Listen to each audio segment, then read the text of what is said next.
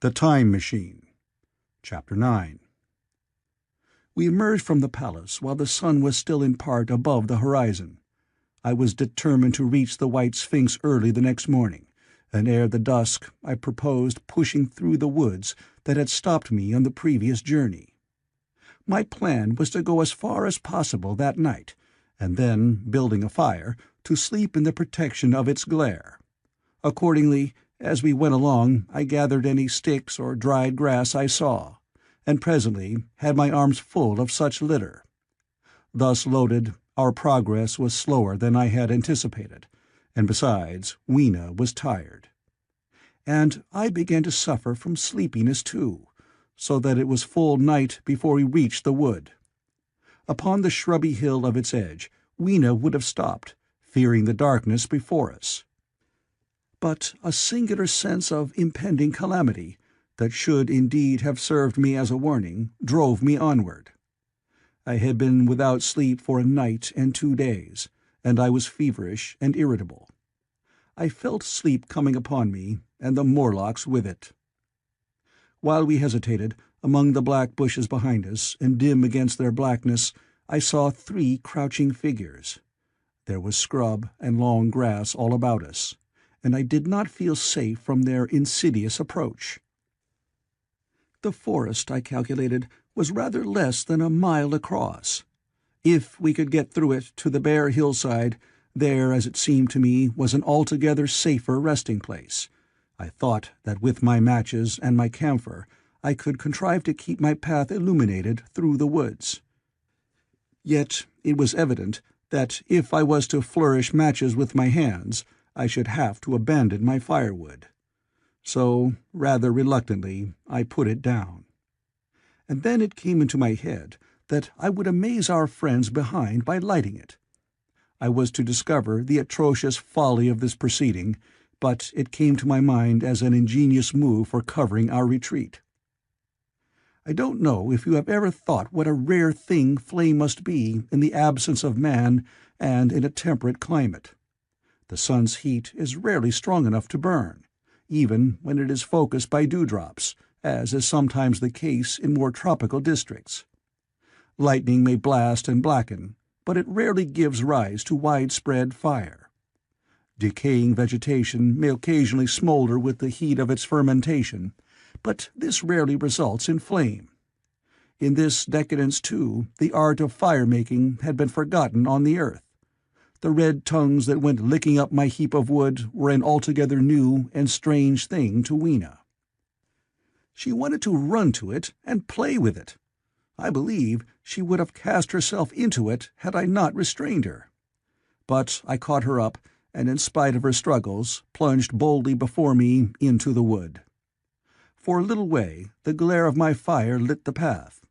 Looking back presently, I could see, through the crowded stems, that from my heap of sticks the blaze had spread to some bushes adjacent, and a curved line of fire was creeping up the grass of the hill. I laughed at that, and turned again to the dark trees before me. It was very black, and Weena clung to me convulsively, but there was still, as my eyes grew accustomed to the darkness, sufficient light for me to avoid the stems. Overhead it was simply black, except where a gap of remote blue sky shone down upon us here and there. I struck none of my matches because I had no hand free. Upon my left arm I carried my little one, in my right hand I had my iron bar. For some way I heard nothing but the crackling twigs under my feet, the faint rustle of the breeze above, and my own breathing and the throb of the blood vessels in my ears. Then I seemed to know of a pattering about me. I pushed on grimly. The pattering grew more distinct, and then I caught the same queer sound and voices I had heard in the underworld. There were evidently several of the Morlocks, and they were closing in upon me. Indeed, in another minute I felt a tug at my coat, then something at my arm, and Weena shivered violently and became quite still. It was time for a match, but to get one I must put her down. I did so, and, as I fumbled with my pocket, a struggle began in the darkness about my knees, perfectly silent on her part, and with the same peculiar cooing sounds from the Morlocks. Soft little hands, too, were creeping over my coat and back, touching even my neck. Then the match scratched and fizzed. I held it flaring, and saw the white backs of the Morlocks in flight amid the trees. I hastily took a lump of camphor from my pocket, and prepared to light it as soon as the match should wane. Then I looked at Weena. She was lying clutching my feet, and quite motionless, with her face to the ground. With a sudden fright, I stooped to her. She seemed scarcely to breathe. I lit the block of camphor and flung it to the ground, and as it split and flared up and drove back the Morlocks and the shadows, I knelt down and lifted her.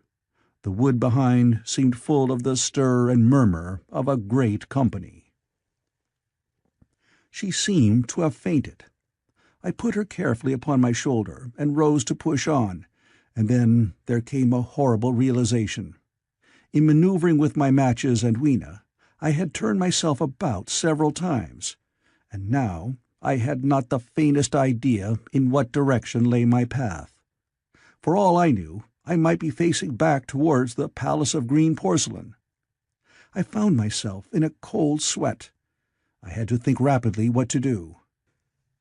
I determined to build a fire and encamp where we were. I put Weena, still motionless, down upon a turfy bowl, and very hastily, as my first lump of camphor waned, I began collecting sticks and leaves. Here and there, out of the darkness round me, the Morlock's eyes shone like carbuncles. The camphor flickered and went out. I lit a match, and as I did so, two white forms that had been approaching Weena dashed hastily away. One was so blinded by the light that he came straight for me, and I felt his bones grind under the blow of my fist. He gave a whoop of dismay, staggered a little way, and fell down. I lit another piece of camphor and went on gathering my bonfire. Presently I noticed how dry was some of the foliage above me, for since my arrival on the time machine, a matter of a week, no rain had fallen. So instead of casting about among the trees for fallen twigs, I began leaping up and dragging down branches.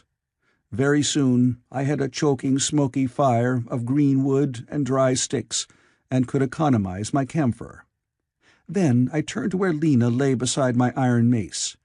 I tried what I could to revive her, but she lay like one dead.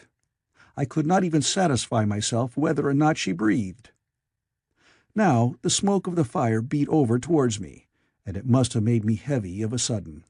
Moreover, the vapor of camphor was in the air. My fire would not need replenishing for an hour or so. I felt very weary after my exertion, and sat down. The wood, too, was full of a slumberous murmur that I did not understand. I seemed just to nod and open my eyes. But all was dark, and the Morlocks had their hands upon me. Flinging off their clinging fingers, I hastily felt in my pocket for the matchbox, and it had gone. Then they gripped and closed with me again. In a moment I knew what had happened. I had slept, and my fire had gone out, and the bitterness of death came over my soul. The forest seemed full of the smell of burning wood. I was caught by the neck, by the hair, by the arms, and pulled down. It was indescribably horrible in the darkness to feel all those soft creatures heaped upon me. I felt as if I was in a monstrous spider's web. I was overpowered and went down. I felt little teeth nipping at my neck. I rolled over, and as I did so, my hand came against my iron lever. It gave me strength. I struggled up, shaking the human rats from me, and holding the bar short, I thrust where I judged their faces might be. I could feel the succulent giving of flesh and bone under my blows, and for a moment I was free. The strange exultation that so often seems to accompany hard fighting came upon me. I knew that both I and Weena were lost, but I determined to make the Morlocks pay for their meat. I stood with my back to a tree, swinging the iron bar before me. The whole wood was full of the stir and cries of them. A minute passed. Their voices seemed to rise to a higher pitch of excitement, and their movements grew faster. Yet none came within reach. I stood glaring at the blackness. Then suddenly came hope. What if the Morlocks were afraid? And close on the heels of that came a strange thing. The darkness seemed to grow luminous. Very dimly I began to see the Morlocks about me. 3 battered at my feet, and then I recognized, with incredulous surprise, that the others were running, in an incessant stream, as it seemed, from behind me and away through the wood in front. And their backs seemed no longer white, but reddish. As I stood agape, I saw a little red spark go drifting across a gap of starlight between the branches and vanish. And at that I understood the smell of burning wood, the slumberous murmur that was growing now into a gusty roar, the red glow, and the Morlock's flight. Stepping out from behind my tree and looking back, I saw, through the black pillars of the nearer trees, the flames of the burning forest. It was my first fire coming after me. With that I looked for Weena, but she was gone. The hissing and crackling behind me, the explosive thud as each fresh tree burst into flame, left little time for reflection. My iron bar still gripped, I followed in the Morlock's path. It was a close race. Once the flames crept forward so swiftly on my right as I ran that I was outflanked and had to strike off to the left. But at last I emerged upon a small open space, and as I did so, a Morlock came blundering towards me, and past me, and went on straight into the fire. And now I was able to see the most weird and horrible thing, I think, of all that I beheld in that future age. This whole space was as bright as day, with the reflection of the fire. In the center was a hillock or tumulus, surmounted by a scorched hawthorn. Beyond this was another arm of the burning forest, with yellow tongues already writhing from it, completely encircling the space with a fence of fire. Upon the hillside were some 30 or 40 Morlocks, dazzled by the light and heat, and blundering hither and thither against each other in their bewilderment. At first I did not realize their blindness, and struck furiously at them with my bar, in a frenzy of fear, as they approached me, killing one and crippling several more. But when I had watched the gestures of one of them groping under the hawthorn against the red sky, and heard their moans, I was assured of their absolute helplessness and misery in the glare, and I struck no more of them. Yet every now and then one would come straight towards me, setting loose a quivering horror that made me quick to elude him. At one time the flames died down somewhat, and I feared the foul creatures would presently be able to see me. I was thinking of beginning the fight by killing some of them before this should happen, but the fire burst out again brightly, and I stayed my hand. I walked about the hill among them and avoided them, looking for some trace of Weena. But Weena was gone. At last I sat down on the summit of the hillock and watched this strange, incredible company of blind things groping to and fro, and making uncanny noises to each other as the glare of the fire beat on them. The coiling uprush of smoke streamed across the sky, and through the rare tatters of that red canopy, remote as though they belonged to another universe, shone the little stars. 2 or 3 Morlocks came blundering into me, and I drove them off with blows of my fists, trembling as I did so. For the most part of that night I was persuaded it was a nightmare. I bit myself and screamed in a passionate desire to awake. I beat the ground with my hands, and got up and sat down again, and wandered here and there, and again sat down. Then I would fall to rubbing my eyes and calling upon God to let me awake. Thrice I saw Morlocks put their heads down in a kind of agony and rush into the flames. But at last, above the subsiding red of the fire, above the streaming masses of black smoke and the whitening and blackening tree stumps, and the diminishing numbers of these dim creatures, came the white light of the day. I searched again for traces of Weena, but there were none. It was plain that they had left her poor little body in the forest. I cannot describe how it relieved me to think that it had escaped the awful fate to which it seemed destined. As I thought of that, I was almost moved to begin a massacre of the helpless abominations about me, but I contained myself. The hillock, as I have said, was a kind of island in the forest. From its summit I could now make out through a haze of smoke the palace of green porcelain, and from that I could get my bearings for the White Sphinx. And so, leaving the remnant of these damned souls still going hither and thither and moaning, as the day grew clearer, I tied some grass about my feet and limped on across smoking ashes and among black stems, that still pulsated internally with fire, towards the hiding-place of the time machine. I walked slowly, for I was almost exhausted as well as lame, and I felt the intensest wretchedness for the horrible death of little Weena. It seemed an overwhelming calamity.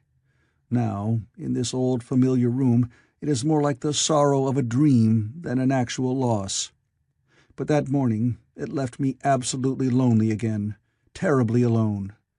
I began to think of this house of mine, of this fireside, of some of you, and with such thoughts came a longing that was pain.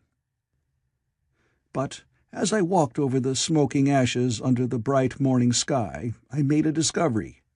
In my trouser pocket were still some loose matches. The box must have leaked before it was lost. End of Chapter 9.